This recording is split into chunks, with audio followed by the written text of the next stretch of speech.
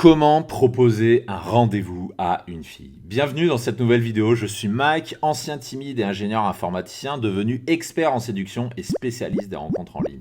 Et aujourd'hui, on va parler de la façon d'inviter une fille en rendez-vous, puisque je sais que c'est un blocage de nombreux hommes, vous ne savez pas comment l'inviter, vous ne savez pas quel message envoyer, vous ne savez pas si vous la voyez tous les jours, comment faire pour lui proposer un rendez-vous. Je vous propose de voir ça ensemble dans cette vidéo du jour. Et avant de commencer, je vous conseille vivement de cliquer sur la cloche pour vous abonner si ce n'est pas déjà fait et de vous rendre sur le lien en description pour recevoir gratuitement de nouveaux conseils de séduction que je ne donne pas sur YouTube. Et avant, je tiens à vous rassurer, proposer un rendez-vous à une femme, c'est quelque chose de facile. Et ça m'intéresse de savoir quelle est la difficulté majeure que vous rencontrez en rendez-vous avec une femme. Donc je vous invite à nous dire en commentaire quelle est la difficulté que vous rencontrez. On vous répondra, ne vous inquiétez pas. Et ça nous permettra de vous proposer du contenu en ligne avec les difficultés que vous rencontrez. Donc je vous invite à le faire, à poster en commentaire la difficulté du moment que vous rencontrez.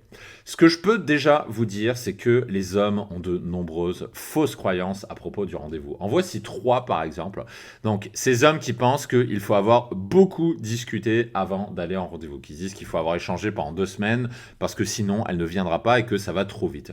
Et globalement, ces hommes qui se disent si je demande trop vite, ça passera pas, elle va forcément dire non parce que il faut prendre son temps et on m'a dit que les filles, il faut attendre 2 semaines avant de dater le rendez-vous, avant de faire le rendez-vous, etc., etc. Ou autre raison que je vois souvent, c'est ces hommes qui se disent qu'il faut absolument un prétexte parce que si vous n'avez pas de prétexte, elle dira forcément non et que vous ne pouvez pas tout simplement lui demander de façon brute de fonderie sans prétexte. Le problème de ces fausses croyances, c'est qu'elles vous brident et c'est exactement pour ça que vous n'avez pas beaucoup de rendez-vous. Vous n'avez pas beaucoup de rendez-vous parce que vous êtes moche, parce que vous êtes pauvre ou parce que vous n'êtes pas intéressant, parce que vous n'avez pas de virilité ou je ne sais quoi. Vous avez très souvent peu de rendez-vous parce que vous êtes parasité, vous êtes bridé par vos fausses croyances qui vous tirent vers le bas et qui font que vous n'avez pas beaucoup de rendez-vous.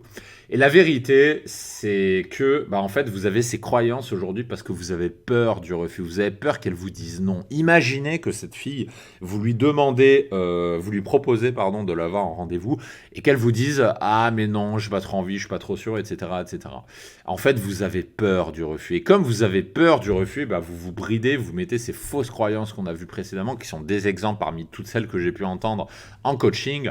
Et le problème, c'est un cercle vicieux qui vous conduit à ne pas avoir beaucoup de rendez-vous. Et je veux que vous reteniez ça avant de passer à la façon de proposer un rendez-vous. C'est que jouer la sécurité, c'est-à-dire essayer de ne pas avoir de râteau, c'est une stratégie perdante en séduction. Plus vous allez jouer la sécurité, moins vous allez prendre de risques et moins vous aurez de rendez-vous. Parce que c'est bien ça qu'il faut comprendre, c'est qu'en séduction, ce qui paye, c'est d'avoir une stratégie de risque.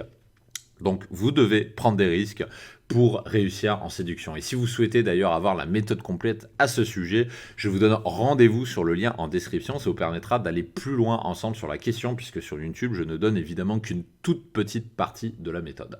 Et on va commencer par la première partie qui est comment proposer un rendez-vous à une fille que vous avez en face de vous. Parce que oui, ça arrive, c'est pas forcément des inconnus. Des fois, c'est une fille que vous croisez au travail, par exemple, et vous avez envie de lui proposer un rendez-vous, mais vous ne savez pas comment faire. Donc, la règle, ça va être très simple, c'est que vous allez devoir briser la glace. Et en fait, vous n'avez pas vraiment d'autre choix parce que si c'est une fille que vous avez en face de vous, vous n'avez pas d'autre solution que de briser la glace et de le lui proposer. Donc là, je vous donne quelques exemples. Le premier qui est par exemple dans un contexte social où vous pouvez tout simplement lui dire « écoute, j'aimerais qu'on se voit juste toi et moi autour d'un verre. Est-ce que ça te dit ?» Vous pouvez lui proposer comme ça. Et là, la réponse est oui ou non, tout simplement. Ensuite, la deuxième cas, c'est par exemple, imaginons que vous ayez opené une nana dans la rue, vous êtes un dragueur de rue, vous l'avez abordée dans la rue, là, comme ça, au milieu des gens, vous avez fait du harcèlement, machin. Non, je rigole, vous l'avez pas harcelé.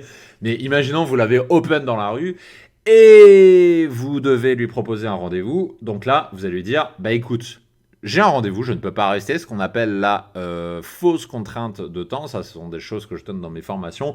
Vous déployez une fausse contrainte de temps pour la rassurer. Et à ce moment-là, vous dites, voilà, je ne peux pas rester, mais je te propose de se voir, par exemple, jeudi soir au bar Tartamuche, je ne sais pas, au Fouquet's, ou j'en sais rien, ou au bar PMU du coin, où vous voulez. Enfin, un truc sympa quand même, hein. L'emmenez pas au bar PMU du coin. Et vous lui dites, voilà, es-tu libre ? Puis là, il vous dit oui ou non. Donc ça marche très très bien.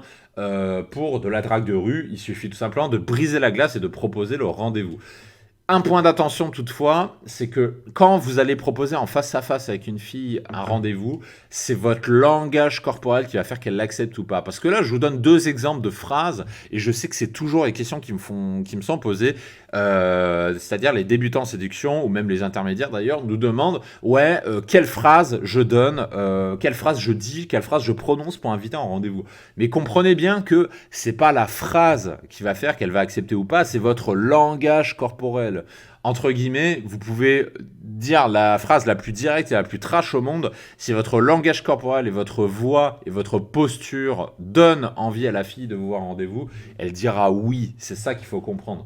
En communication, le langage corporel, c'est 80% de la communication. Les mots que vous employez, c'est pas plus de 20% de la communication. Donc c'est pour ça que j'insiste beaucoup sur l'importance du langage corporel. Maintenant, il y a le deuxième cas, qui est que vous voulez proposer un rendez-vous avec une fille alors que vous draguez par SMS ou par messagerie, c'est-à-dire WhatsApp, Tinder, Adopte un mec, ce que vous voulez, donc par écrit, et vous ne l'avez pas en face de vous. Là, le principe, c'est ça qu'il faut comprendre, c'est ce que je donne tout le temps dans mes formations, c'est que le téléphone, il ne sert pas à raconter votre vie, il sert uniquement à revoir la personne. Donc la grande erreur des messageries, c'est de raconter votre vie. Donc là, quelques exemples qui se ressemblent un peu, hein, qui sont à des... Enfin non, qui se ressemblent pas tellement, ils sont un petit peu différents quand même. Vous avez le premier exemple qui est la manière un peu directe, qui est de dire, bah tiens, es-tu libre demain soir à 21h? J'ai un endroit très sympa où je peux t'emmener. Donc là, c'est la manière directe de dire. La deuxième manière, c'est d'envoyer une photo qui suscite l'idée de l'avoir en rendez-vous. Donc, c'est-à-dire, par exemple, vous allez envoyer une photo d'une bouteille de vin ou une photo d'une bière que vous êtes en train de boire ou une photo d'un bar. Vous allez juste lui envoyer cette photo. Et là, vous allez lui dire, bah tiens, demain soir, 21h. Comme ça. Vous envoyez la photo, vous dites, par exemple, je sais pas, la photo du Fouquet's, par exemple, vous dites, demain soir, 21h, est-ce que tu es libre? Et là, la fille, bah, elle va comprendre que c'est une invitation, et elle va vous dire oui ou non. Là, c'est une manière un petit peu funny de lui proposer. Ensuite, vous avez la troisième manière, qui est quelque chose que j'ai déjà fait. Ça peut vous faire rire, mais je vous jure que ça fonctionne, je l'ai déjà fait.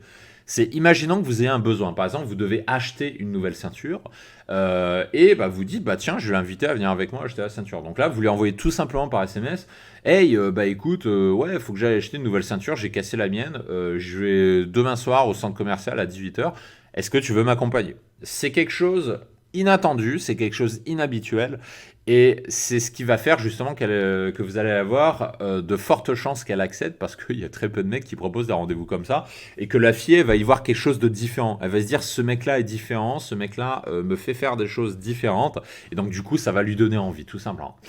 Attention par contre, ces propositions de rendez-vous que je vous ai montrées, ça ne fonctionne que si vous avez construit un minimum de rapport avec la fille. Si vous avez discuté que 10 secondes, il y a peu de chances que ça marche. Donc il faut avoir discuté évidemment un minimum. Je ne dis pas qu'il faut raconter votre vie pendant 2 semaines, parce que ça c'est l'autre extrême, mais il faut être le juste milieu. Le premier extrême étant de raconter votre vie pendant 2 semaines, et le deuxième extrême étant de proposer un rendez-vous au bout du deuxième message. Moi, ce que je vous recommande de faire, c'est de construire un minimum de rapport avec la fille, et seulement à ce moment-là, de proposer un rendez-vous.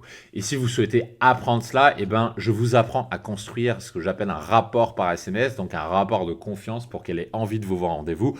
Et vous avez le lien en description, donc je vous propose de nous retrouver de l'autre côté si vous souhaitez progresser dans l'art de la transformation d'un numéro de téléphone en rendez-vous. Je vous donne rendez-vous tout de suite et je vous dis à très bientôt. Ciao, ciao.